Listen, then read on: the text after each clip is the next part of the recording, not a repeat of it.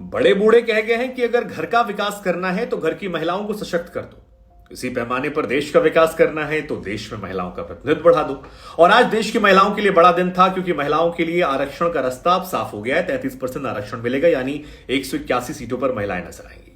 हालांकि आज देश के लिए बड़ा दिन था, नई संसद भवन की कार्रवाई शुरू हो गई, लेकिन बहुत सारे सवाल होंगे, जैसे कि आरक्षण जो है क्या राज्यसभा विधानसभा में लागू होगा, 2024 के इलेक्शन में लागू होगा नहीं होगा, कितनी जल्दी लागू होगा, कैसे लागू होगा, क्या नियम कायदे कानून है, महिलाओं का प्रतिनिधित्व अभी कितना है, मतलब कितनी महिलाएं अभी आती हैं, महिला आरक्षण क्या हमेशा के लिए है या कुछ समय के लिए रखा गया है, एससी एसटी महिलाएं जो हैं उन्हें अलग से क्या मिलेगा या इसी में एडजस्ट किया जाएगा, ओबीसी महिलाओं के लिए क्या हिसाब किताब रखा गया है, कौन कौन सी सीटें हैं जो महिलाओं के लिए रिजर्व की जाएंगी, किस पार्टी में कितना रिप्रेजेंटेटिव महिलाओं का ऑलरेडी है, कौन सी सरकार लेकर आई थी, कौन इसको मलाई खाएगी, कौन इसको आगे भुनाएगी, क्या एक महिला 2 सीटों पर चुनाव लड़ सकती है आरक्षण मिलने के बाद, क्या लोकसभा विधानसभा पर असर पड़ेगा, और क्या रिजर्वेशन लागू होने के बाद महिलाओं को केवल उसी सीट से चुनाव लड़ना पड़ेगा। बहुत तेरे सवाल आपके मन में होंगे। हालांकि महिलाओं के रिप्रेजेंटेशन बहुत कम है, आज 78 सीटों पर है, सोचिए 181 हो जाएगा, कितना बड़ा चेंज अपने आप में है। 2014 में 62 था, 9 में 59 था,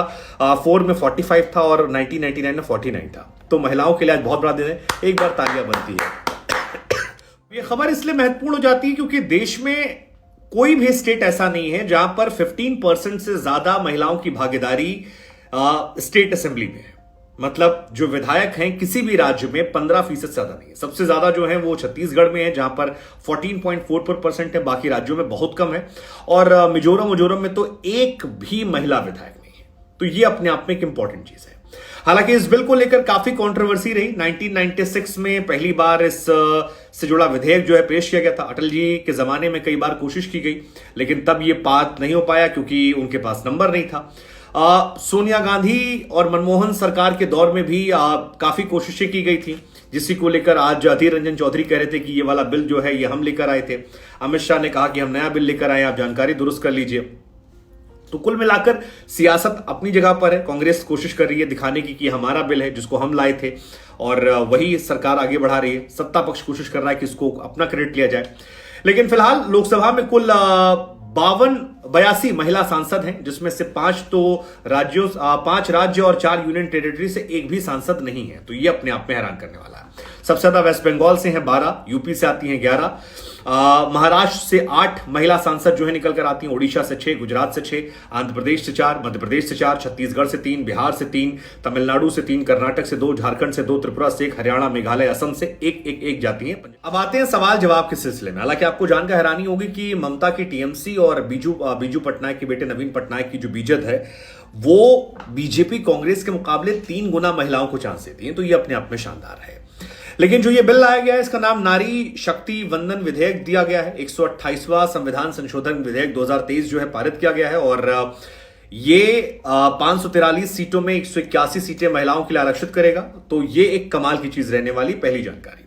दूसरा सवाल आपके मन में आना चाहिए, क्या ये राज्यसभा में भी लागू होगा? तो जवाब है नहीं, राज्यसभा में लागू नहीं होगा। ये लागू होगा राज्यसभा में नहीं, लोकसभा में लागू होगा। फिर सवाल ये कि क्या संसद से पारित होने के बाद ये तुरंत सभी विधानसभा में लागू हो जाएगा? तो जवाब है कि इसे प्रक्रिया के तहत गुजरना पड़ेगा। इतना आसान नहीं है, राज्यों में भी इसकी परमिशन लेनी पड़ेगी, और 2/3 बहुमत की जरूरत जो है लोकसभा राज्यसभा में जरूरत पड़ेगी। तो काफी पेचीदगियां हैं जो धीरे धीरे निकल कर आएंगी। अब आरक्षण जो है वो राज्यसभा विधानसभा परिषद में लागू होने की बात जो हमने कही थी, तो विधान परिषदों में लागू नहीं होगा, राज्यसभा में लागू नहीं होगा, यानी जहां सीधे जनता चुनती है वहां पर यह लागू होगा। तो लोकसभा में चुनकर आएंगी, विधानसभा में चुनकर आएंगी, और बाकी जो दिल्ली में चुनाव होता वहां पर भी आरक्षण लागू होगा।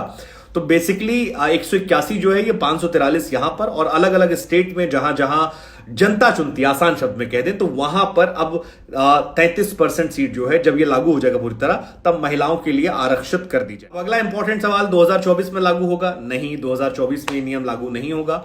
2024 में इसलिए लागू नहीं होगा क्योंकि कहा जा रहा परिसीमन के बाद लागू होगा, विधेयक के कानून बनने के बाद जनगणना होगी। तो ये तमाम प्रक्रिया जो है 2026 तक असंभव है।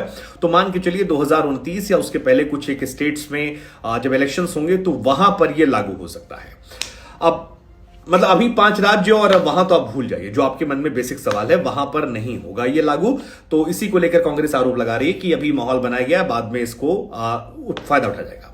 अगला सवाल कि क्या ये लाइफ टाइम है, तो जवाब है नहीं जी, लाइफ टाइम नहीं है। लोकसभा विधानसभा में आरक्षण दिया जाएगा, 15 साल तक अमल में रहेगा, लेकिन 15 साल के बाद एक बार फिर रिव्यू किया जाएगा कि क्या इसकी आवश्यकता है, या इतने की ही आवश्यकता है, या ज्यादा करने की है, या कम करने की है। तो उस समय जो सरकार होगी वो नया बिल नहीं लाती है तो यह कानून अपने आप खत्म हो जाएगा। तो 15 साल तक ये है, उसके बाद देखा जाएगा। अब अगला सवाल है कि एससी एसटी महिलाओं को अलग से आरक्षण मिलेगा, तो जवाब है नहीं, एससी एसटी को अलग से नहीं मिलेगा। जैसे इस वक्त एससी एसटी की 131 सीटें हैं, तो जब ये आरक्षण लागू होगा तो उसमें 44 सीट जो है वो एससी एसटी को चली जाएंगी, तो बचेंगी 87 सीट। तो 87 में चाहे पुरुष लड़े चाहे महिला लड़े, वो एससी एसटी वाला वो हो जाएगा। लेकिन अलग से एससी एसटी का कोटा नहीं है। जो एससी एसटी कोटा है उसमें भी एससी एसटी कोटा के महिलाओं का फायदा हो जाएगा, उनके लिए 44 सीट जो है वो अलग से रिजर्व हो जाएगी। बाकी भी लड़ रही हैं तो जिंदाबाद, नहीं लड़ रही तो। और आखिरी सवाल कि क्या ओबीसी महिलाओं के अलग से मिलेगा? नहीं मिलेगा। कौन कौन सी सीटें रिजर्व की जाएंगी कोई पक्का नहीं है, मतलब ये अलग अलग पैरामीटर्स होते हैं। हो सकता है इस बार यहां हो, अगली बार उधर हो, अगली बार फिर कहीं और हो जाए, तो ये भी पैटर्न नहीं है, वो कई सारे पैरामीटर सरकार देख लेगी। लेकिन अगर आप बात करेंगे अलग अलग पॉलिटिकल पार्टीज की परसेंटेज के हिसाब से, तो सबसे ज्यादा तृणमूल कांग्रेस ने महिला सांसदों को टिकट दिए। 42 उम्मीदवार लास्ट टाइम उतारे थे और 17 उसमें महिला सांसद थी, तो ये अपने आप में कमाल था, बहुत बड़ा नंबर ये है। बीजू जनता दल जो है उसने 20 उतारे थे, जिसमें 7 महिला उम्मीदवार थे, 17% उनका है और 35% उनका है। और ममता की पार्टी का तो लगभग 40% हो गया। सपा ने 29 में से 5 महिलाओं को टिकट दिया था, तो 17% उनका है। बीजेपी 412 सीटों पर चुनाव लड़ी थी अकेले 2019 में, तो उन्होंने 51 लोगों को टिकट दिया था, 12% है। कांग्रेस ने 386 सीटों पर चुनाव लड़ा था, तो उन्होंने 47% दिया था, तो 12.2% उनका है। बसपा 38 सीटों पर लड़ी थी, 4 महिलाओं को टिकट दिया, 10%। डीएम के 20 सीटों पर लड़ी थी, 2 महिलाओं को टिकट दिया, 10%। जेडीयू 17 सीटों पर लड़ी थी, 1 महिला को दिया, 5.9%। और एआईएडीएमके जो है 21 में से 1 दिया। तो ये कुल मिलाकर महिलाओं को लेकर था कि क्या कहानी है। अब सवाल ये कि क्या महिलाओं के लिए आरक्षित 1 से अधिक सीटों पर चुनाव लड़ सकते हैं, तो जवाब है नहीं। अगर कोई 1 सीट पर लड़ रहा है तो दूसरी सीट पर दूसरी महिला लड़ेगी, एक ही महिला 2 सीट पर नहीं लड़ सकती है, और इसका लोकसभा विधानसभा पर कोई असर नहीं होगा। और तो लोकसभा विधानसभा पर इसका असर नहीं होगा। और एक कॉमन क्वेश्चन आप लोग के मन में और आता होगा कि क्या भैया महिलाएं जो है वो केवल इन्हीं सीटों पर लड़ सकती हैं 181 पर, तो जवाब है नहीं। जैसे एससी एसटी वाला हमने बताया कि वहां पर एक क्राइटेरिया है जिसमें से आप हटा दीजिए, बाकी सबको अलाउड है। यहां पर भी वही खेल है कि 181 पर तो कंपल्शन लड़ना है 543 में, लेकिन इसके बाद भी अगर कोई पॉलिटिकल पार्टी देती है तो फिर वहां वो लड़ सकते हैं। वो इच्छा पर निर्भर है, पॉलिटिकल पार्टी देती हैं। आमतौर पर ऐसा देखने को नहीं मिलता, लेकिन मिलेगा तो इजी हो जाएगा। तो ये कुल मिलाकर महिला आरक्षण बिल का कहानी है, हमको लगा हम आपको बताते हैं। आपको लगता है कि इससे महिलाओं के जीवन का स्तर बेहतर होगा, महिलाएं जब ज्यादा प्रतिनिधित्व करेंगी? क्योंकि अभी भी लोगों की सोच तो वही है कि महिलाओं को चौका बर्तन करना चाहिए, घर में रहना चाहिए, पति की सेवा करनी चाहिए। जो महिलाएं बाहर निकलती हैं, कई लोग कहते हैं वो अच्छी मान, अभी भी ये मानसिकता इंडिया में फैली हुई है। तो ये सोच से आप इत्तेफाक रखते हैं?